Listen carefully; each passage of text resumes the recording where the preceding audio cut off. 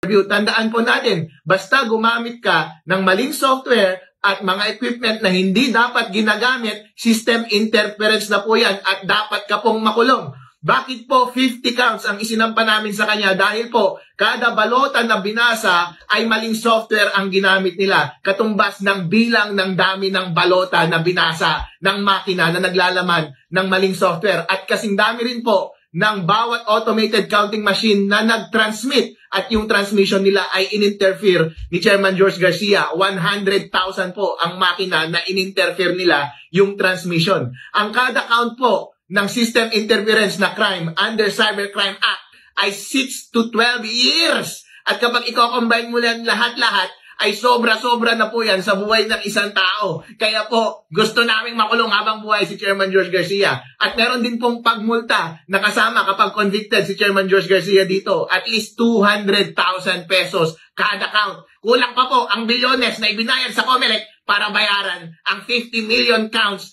na multa na 200,000 each.